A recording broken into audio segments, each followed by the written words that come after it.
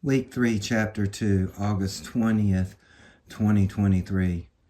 I woke up as early as I always did on Sunday mornings. I had an obligation to fulfill. I was teaching Sunday school. At first, it seemed like any other Sunday. I arrived at church a little early to make my final preparations for the lesson. The class went well, and several members were in attendance. Unfortunately, it would be the last Sunday school lesson I would teach for quite some time. I do not remember exactly what the lesson was about, but I do remember a phrase that came to me that morning. I've got Jesus power. With that, I can overcome anything. Little did I know that only a few hours later, those words would be put to the ultimate test. After church, I followed my usual Sunday routine. I checked my email to see if there were any updates from school. As a teacher, I always like to stay informed, especially with a new school year about to begin. I also checked for any messages from parents or family members. Next came sports. I checked to see if there were any baseball or football games worth watching that day. My favorite teams have always been the Pittsburgh Pirates and the Pittsburgh Steelers. Most importantly, however, I checked on my favorite sport, NASCAR. I wanted to know where the number 42, number 43, and number 84 cars would start, what time the race would begin, and whether I would be watching it on TV or following along through NASCAR Drive. I remembered that I still had half my salad left from the night before, so I sat down with it and a diet drink for lunch. Afterward, I figured I had a few hours before the race started, so I headed back to my kitchen project, installed a few more tongue and groove boards, and secured them with finishing nails. Then something unusual happened. I became extremely hot. Sweat poured from my forehead. My shirt was so soaked that I joked later I could have washed Sherry's Jeep with it. As I finished the section of the wall, I started down the 3 steps leading into the den. Then it happened. I felt an intense, piercing pressure behind my left eye, unlike anything I'd ever experienced before. It was sudden and severe. Like many people, I tried to shake it off. I should not have. Instead, I stretched out on the couch and continued watching a 4-hour NASCAR race. Outside of my family, NASCAR has always been one of the great loves of my life. I have cheered for that blue and orange number 43 car for as long as I can remember. Over the years, I've built more petty model cars than I can count. The collection became so large that portions of it were displayed at Petty Fest in 2017 and even featured on a local television news program. I truly love building model cars. At the time, one of my greatest fears was that whatever was happening to me might prevent me from doing that again. After the race ended, I got up to get something to drink. I still did not feel right. Knowing that school had started the next morning, I decided to lie down for a short nap. Then I woke up. When I woke up, I attempted to install a few more boards, but quickly became obvious that I was not going to get any more work done. I was drenched in sweat. Then I noticed something even more alarming. I could not walk straight. I found myself bumping into the furniture walls, reaching for anything to steady myself. At this point, I knew something was wrong. Still, I hesitated. Like many families, we did not need another medical bill. I convinced myself that maybe the symptoms would pass. Maybe I was just exhausted. I went to bed instead. Before lying down, I called my daughter, Victoria. Victoria worked at a local hospital. If anyone would know whether I should be concerned, it would be her. The moment I described my symptoms, she told me to go to the emergency room immediately. Even then, I held on hope that everything would just simply go away. I told Sherry to go ahead and eat supper and get ready, just in case. At that point, I was still alert and lying in bed when the phone rang. It was Victoria. This time, she handed the phone to my granddaughter. In her sweet, childlike voice, she said only 5 words. Pop, pop, go to the doctor.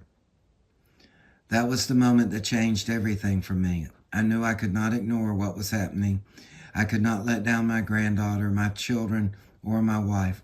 I picked up the phone and called my principal. I told her that I would not be at school the next day because something was seriously wrong and that I was headed to the emergency room. Once Sherry was ready, we decided to drive ourselves to the hospital since it was only about 10 minutes away. We assumed that waiting for an ambulance might actually take longer. As I stood on the back porch preparing to leave, things suddenly got worse. Our porch sits about 3 feet off the ground and has no railing. Normally, that was not a problem. That evening, it became one. It was nearing dusk. Around our home, dusk means one thing: get inside and stay inside. For years, we have battled a copperhead problem.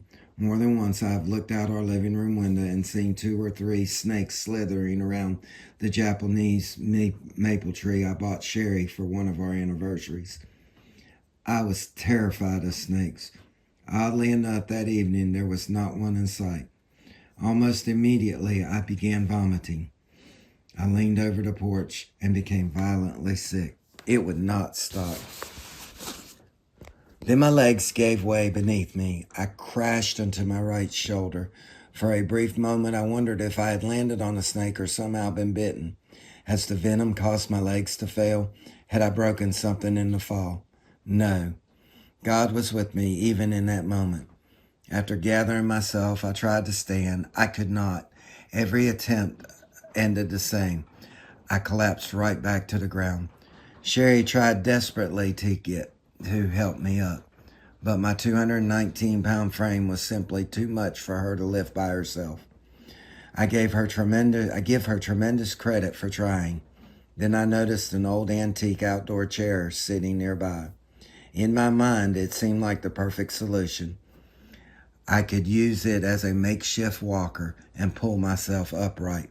Well, let me tell you, fail. I ended up right back on the ground. The Jeep was only about 25 feet away. That might as well have been 25 miles. Unable to stand, I crawled. Slowly, painfully, I dragged myself across the yard until I reached the vehicle. Somehow I managed to pull myself into the back seat. As we left the driveway, I lay on my stomach with the door cracked open, still vomiting. Sherry repeatedly asked me if we needed to stop. I could barely answer. Every heave hurt. Every mile felt longer than the last. Finally, we reached the emergency room. By this point, I was throwing up so bad I could feel my insides hurt each time I heaved. We finally arrived at the emergency room. Sherry parked the car and went into the doors and explained what she had. Meanwhile, I was still heaving outside of the car into the parking lot. I witnessed several people staring at me, but I did not care. After all, isn't this a hospital?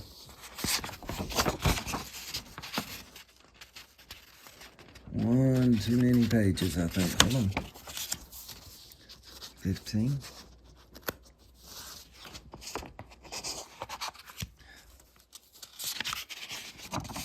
Yep. Sorry about the delay. It must have been bad because Sherry came back immediately and whirled her little Jeep to the door. They were waiting with a wheelchair, and I was rushed into the back. This has never been the case before. I've always seemed to have a long wait to get into the back of the ER. As they rolled me back, they sent me and my wife into 2 different directions. Now I'm really scared. Why am I scared? I am a Christian. I follow Jesus. Suddenly I am rolled into the MRI and the EEG machines. All the while I'm still creating a nice mess for the custodian to clean up throughout the hallways.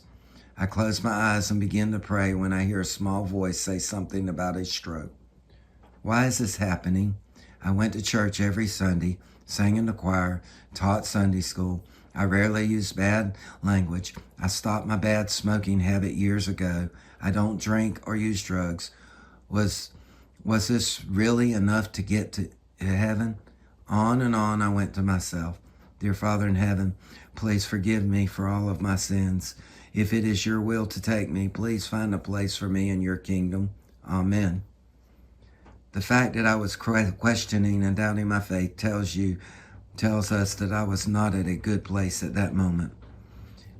It's not all the things that I did do, but all of the things I didn't do that was going to close those pearly gates right in my face.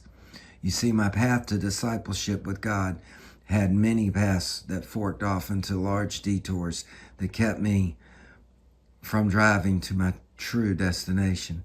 The reality is, I was totally off course. While I did things that showed others that I believed in God, I was not always showing God that I believed in Him. I tried to tackle my own problems. Sometimes I could be very judgmental about others. I was not communicating with Him on a daily basis, especially when the times were good. Now that the times were going south, boy, was I ever communicating with Him. Some people blame God when things are not what we expect, but the truth is sometimes God has to give us a kick in the pants. He has to show you the bad days ahead so that you will come back to trusting in Him. This is exactly what was going on in my life. It has taken this long to get to what the story is about. The story is about my experiences from the time I had my stroke till the time I went to Pennsylvania, and the growth of my spiritual walk along the way. Meanwhile, back in the ER, I was being set up for one of the longest nights in my life. At this point, I am still alert enough to realize what's going on. Finally, I see Sherry, who is now able to follow me throughout the corridors. I said to her, "Someone said something about a stroke." I could see the pain in her face as she followed my gurney back to the emergency room. Now I am really scared. I am a person who carries a lot of anxiety. My fear comes from not being ready or prepared to die. Now, don't get me wrong. I have a life insurance policy that would take care of my wife, but I have no will. I have a new granddaughter, and then there are my kids whose lives have really just begun, and oh, how I want to be part of their lives so much. I love my family so much. I am not ready to leave just yet. There's a popular television drama in which a star of a show sees ghosts, and her job is to direct those spirits into the light. Well, let me tell you, I do not think I'm ready to walk into that light just yet. Selfishly, I still have things I still want out of life. I have a young lady who I am married to that I am not ready to leave yet. Most importantly, has my faith been strong enough for God to accept me into His kingdom? Sure, I talked the talk, but did I walk the walk? Sherry was beside me. People were using me as a pincushion, and I was starting to drift in and out of sleep. I do not if you can call it sleep or not. So let's just call it lapses in time. Usually less than 5 minutes of time. It was confirmed that I had suffered a stroke and that it was too late to give me some kind of medication that was supposed to reverse the stroke. Suddenly, I found it hard to swallow my own saliva. I asked the nurse if I was supposed to struggle with swallowing. It turns out that this was not supposed to happen. Without being judgmental, I am quickly learning that there are many, many people who could use God's loving touch into their lives. Since I was having trouble struggling, they gave me a swallowing test. I took the test 2 times. The second time I was asked to sip water. I started to choke. This was a feeling I never want again. I was gasping for air so bad that I begged for someone to please help me. The response was, if I could ask for help, I could breathe. Talk about some awful bedside manner. This was a person who could really use some Jesus power. It was everything I could do to get those words out. Just as the terror was coming to an end, I heard my wife say in a worried voice, "What's wrong with his face?" I was still awake and did not feel anything was wrong with my face. I was not in any pain at the time. This was probably because they had something in my IV. My son Clyde was there as well as my other son Chris. All 3 of them were there. with me most of the night. They were able to get a doctor on the line via television, live telefeed. Here I am at a hospital, and they aren't able to get me a real doctor who works in the facility I am at. How is this doctor going to help if I code or something? Now I'm praying really hard. Maybe it will not be best if I stay. To top things off, as soon as the doctor gets on the screen, his phone rings. He puts my needs second to answer his phone. From that point, I just find it easier to sleep. I am now out of the woods, and I've made it through the night. God was with me all of the way. I truly believe that I was not the Christian that I should be. This is my wake-up call. Is it selfish that I wanted to live?